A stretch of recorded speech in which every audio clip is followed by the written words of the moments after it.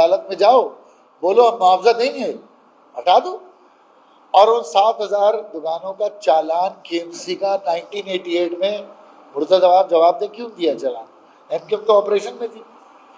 1998 में केएमसी के चालान है उनके पास, अदालत ने उसी में तो स्टे दिया कि सरकार ने चालान लिया कैसे। ये तो चालान है खाली 10,000 का, वो जो पुलिस ने लिया होगा महीना, वो जो केएमसी ने लिया होगा महीना, उस जमाने के जब अफसरान ने लिया होगा। तो मुर्तज़ा साहब से कहेंगे जज्बाती बातें ना करें, ये फिल्मों में डायलॉग अच्छे लगते हैं, हम मेयर हैं और जिम्मेदारी का मुजाहरा करें। ठीक, 2010 से 2015 तक 6 साल पीपल्स पार्टी के एडमिनिस्ट्रेटर विराजमान रहे। एडमिनिस्ट्रेटर, ये कहते हैं ना हमारे पास तो कभी मकामी हुकूमत नहीं रही। झूठ बोलते हुए शर्म आनी चाहिए।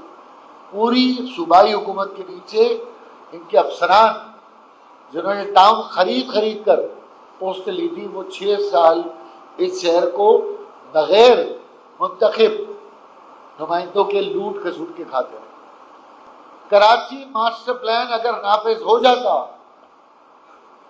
तो ये कराची में मौजूद system, water mafia, building mafia, कचरा माफिया, ये सब लैंड माफिया, ये सब का कारोबार यहाँ ठप हो जाता। यहाँ पर से गवर्नमेंट भी है, केएमसी भी है, कंटोनमेंट बोर्ड भी है जो मिलिट्री स्टेट के अंदर है, विफाकी गवर्नमेंट के इदारे भी हैं। इन सबको इत्तेहाद करने, यकजा करने के लिए कराची मास्टर प्लान बहुत जरूरी था और बन गया था। करोड़ों रुपए खर्च होकर बन चुका था। लेकिन अगर बन जाता और कानून बन जाता तो ये सिस्टम भूखा रह जाता। अदालत में अब ये तमाम लोगों ने लिख के दिया कि जनाब मास्टर प्लान नाफिज़ अमल होना चाहिए। ये इतना बड़ा फैसला अदालत से हमारे लिए आया है और अगली हियरिंग पे 2 दिसंबर को 2 दिसंबर को ये तमाम के तमाम इदारे बयान हल्फी जमा कराएंगे। अब इसमें फेडरल ऑडिट का मुतालबा करेंगे। ये 18वीं तरमीम नहीं है, ये पीपल्स पार्टी धोखे में न रहे। 18वीं तरमीम में 60% इलाका तो विफाक और मिलिट्री लैंड का है। इसमें तो विफाक भी इन्वॉल्व होगा, इसके फौजी इदारे भी इन्वॉल्व होंगे। ये पीपल्स पार्टी को अकेले नहीं खाने देंगे, हम अकेले करप्शन नहीं करने देंगे। इसमें हमारी अस्करी क़ियादत जनाब फील्ड मार्शल आसिफ मुनीर साहब से भी हमारा मुतालबा है कि कोर कमांडर साहब के जरिए हमारी इस्तदा है कि इसकी तहकीकात करें। गवर्नमेंट ऑफ सिंध की अंडरटेकिंग थी, उन्होंने टाइम मांगा था क्योंकि वो विलिंग है, उनके पास कोई जवाब नहीं था, कोई WS फाइल करने का नहीं था। और ये तमाम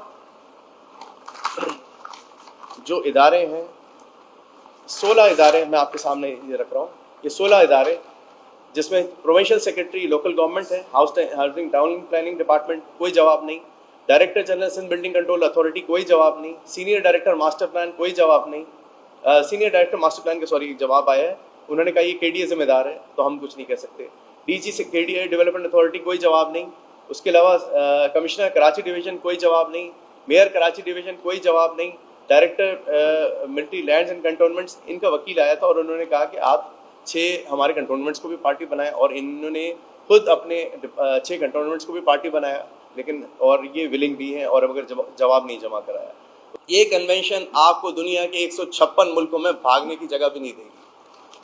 मैं आपको यकीन दिलाता हूँ तमाम गवर्नमेंट सर्वेंट्स को कि आपके खिलाफ इस पे फर्जरी की कार्रवाई भी हो सकती है और सुप्रीम कोर्ट के ऑर्डर को वायलेट करने के जुर्म में कंटेम्प्ट ऑफ कोर्ट की कार्रवाई भी होगी। और दोनों सूरतों में इख्तियारात के नाजायज़ इस्तेमाल, रिसेप्शन, आवाम के मफाद को नुकसान पहुँचाने के जुर्म में आप लोग उसके लीगल कॉन्सिक्वेंसेस के खुद जिम्मेदार होंगे। तो खुदारा ऐसी किसी साजिश का शिकार ना हो। इस वक्त हाल ये है कि DG SBCA 4 DG चेंज हो चुके हैं, चारों नॉन टेक्निकल थे। पाकिस्तान काउंसिल ऑफ आर्किटेक्ट्स ने लेटर लिख दिया चीफ मिनिस्टर को अप्रैल 2024 में टाउन प्लानिंग की और तमाम पोस्टों पे नॉन टेक्निकल ऑफिसर्स अपॉइंट किए गए हैं और जो PEC एक्ट और Pakistan council of architects ordinance की कुल्ली वायलेशन है। लेकिन इसके बावजूद SBCA का DG इस वक्त उस मीटिंग्स को प्रिसाइड कर रहे हैं, उस मीटिंग में शिरकत कर रहे हैं जो खुद ना इंजीनियर है, ना वो टाउन प्लानर है, ना अर्बन प्लानर है।